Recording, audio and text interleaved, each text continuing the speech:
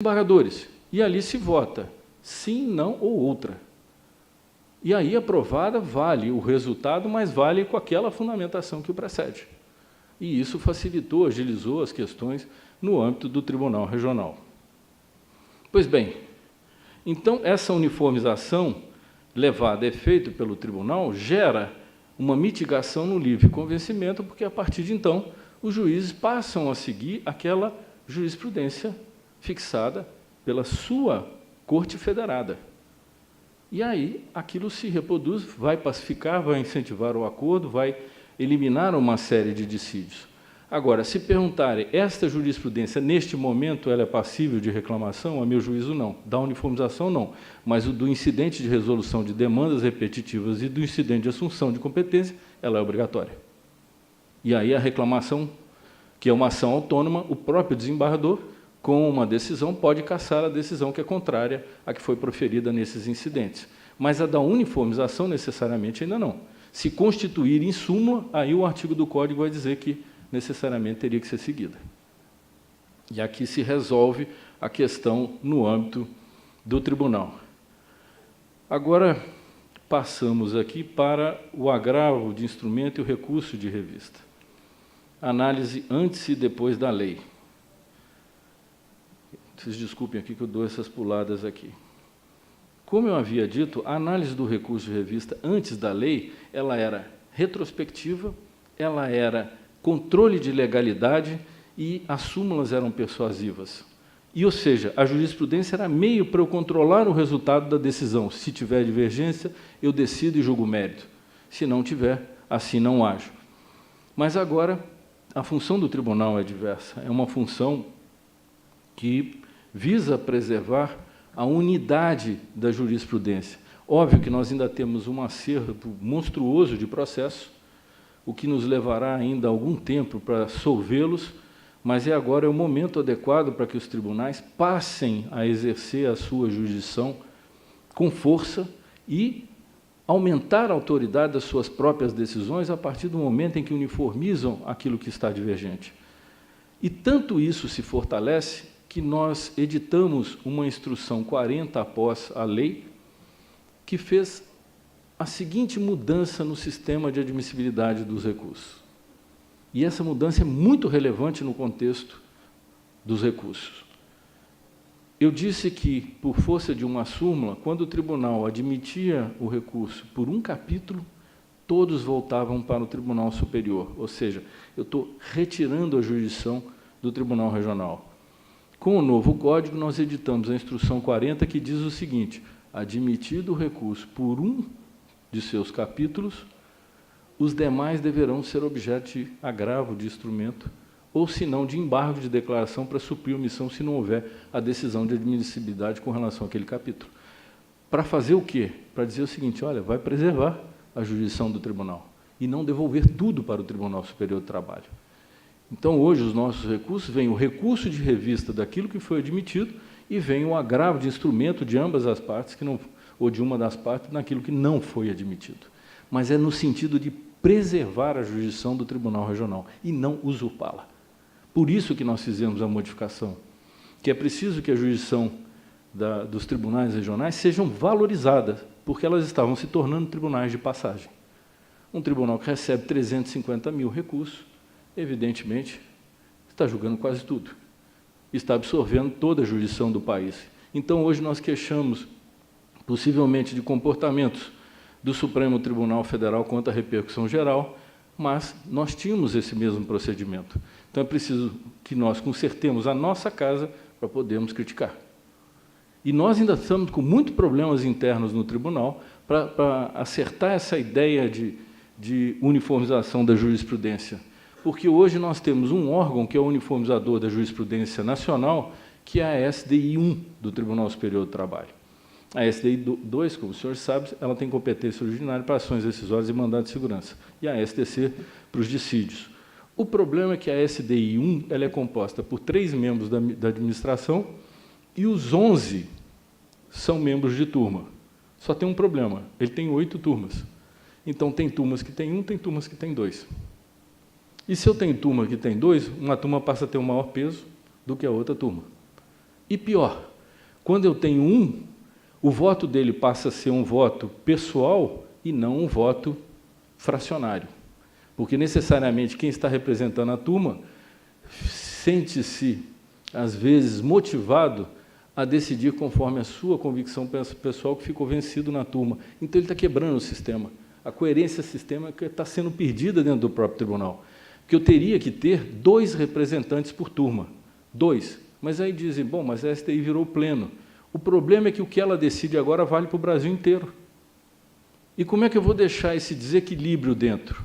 E parece que ele vai permanecer, porque nem a reforma regimental vai conseguir mudar isso. Então, quando eu tenho 2 de cada turma, se um for o voto vencido na tese, o outro anula o voto do seu colega que votou contra a jurisprudência da turma. E ele sai da uniformização que vai ser feita pelas demais turmas remanescentes. Mas hoje assim não acontece. Há uma alta subjetividade dentro da SDI, onde, às vezes, os votos vencidos dos órgãos fracionários tornam-se votos vencedores na SDI e alteram toda a jurisprudência do tribunal, às vezes até das 8 turmas. Então, o sistema continua ainda necessitando de muitos ajustes que nós ainda não conseguimos fazer. Mas aqui traz também à baila a questão das súmulas anteriores e posteriores à Lei 3.015. As súmulas anteriores eram súmulas persuasivas. As súmulas posteriores são súmulas cujo respeito é obrigatório, inclusive por disposição expressa do novo Código.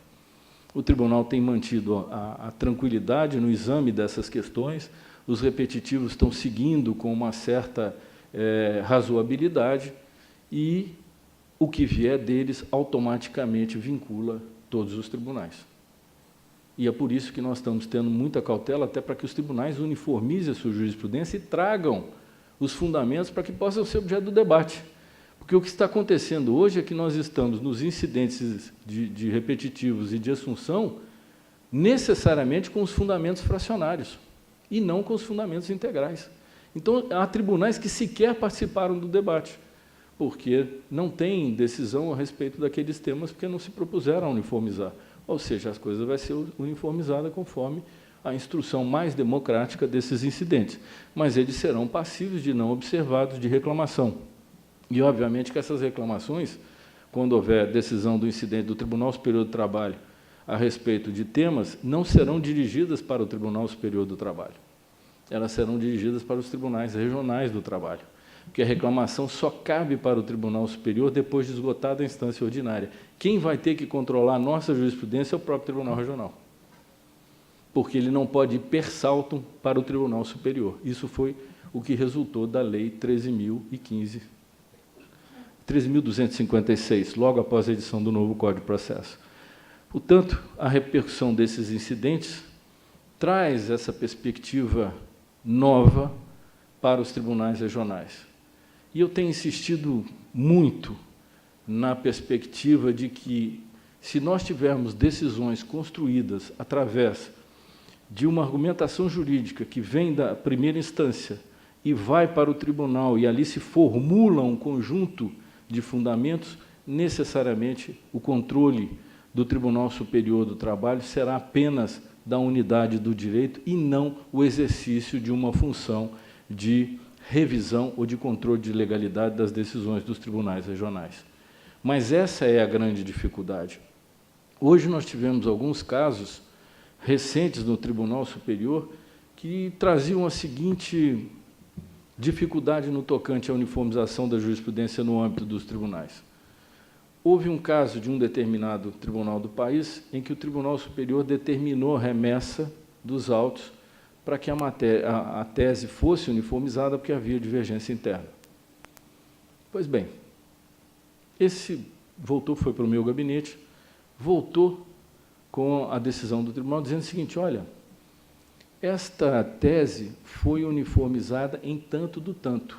Portanto, a decisão do tribunal é anterior à uniformização, então não há que se retratar ou uniformizar. Ou seja, então, até que o tribunal uniformize, não teria que uniformizar a jurisprudência? Só tinha um pequeno detalhe: esse caso que foi o que falou para o tribunal uniformizar a jurisprudência.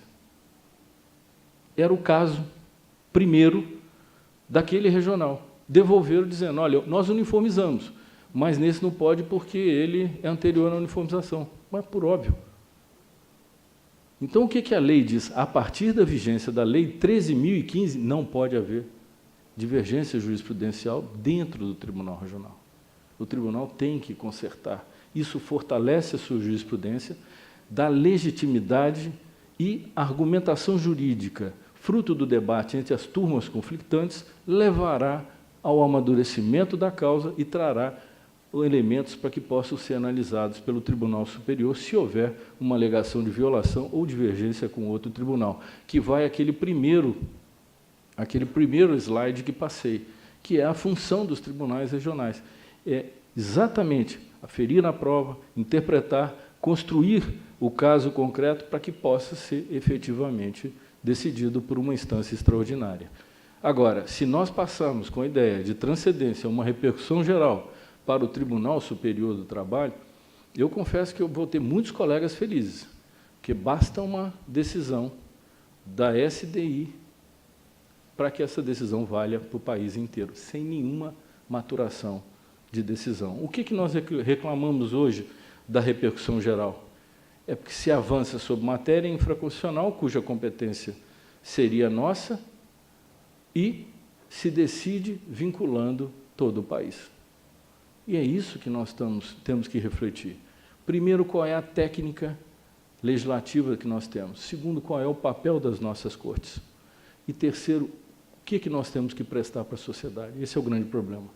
Eu indagaria algum dos senhores, se estivessem trabalhando numa empresa, entrassem com uma reclamação trabalhista, e o seu colega também, ele ganha, você perde, a mesma coisa, o que os senhores pensarão do judiciário?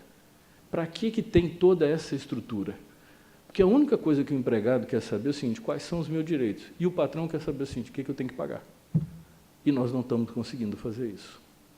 E nós temos agora que exercer uma alteridade para saber qual é o nosso papel na sociedade brasileira. Aí nós vamos esquecer o que a tradição dos códigos anteriores, 73 e 39, trouxeram, que era dos jus litigatores, ou seja, do interesse do bem privado, da proteção do caso concreto no julgamento. Agora não. Agora o nosso papel é outro, é de segurança jurídica, é de tutela do direito, mas em respeito à igualdade, à estabilidade das decisões e da própria segurança jurídica. Pois bem, com essas considerações, eu espero ter cumprido o meu papel de trazer para os senhores o grande momento que nós vivemos de transformação, que tem suscitado ainda muitos debates, inclusive dentro do nosso Tribunal Superior do Trabalho. Agradeço a todos a atenção, e quando a gente fala de processo, a gente não pode falar muito, porque realmente é um tema muito árido. O melhor mesmo são as reflexões de ordem material que todos vocês tiveram o brilho do ministro Cláudio, que me antecedeu. É o general que vai à frente da tropa. Muito obrigado a todos.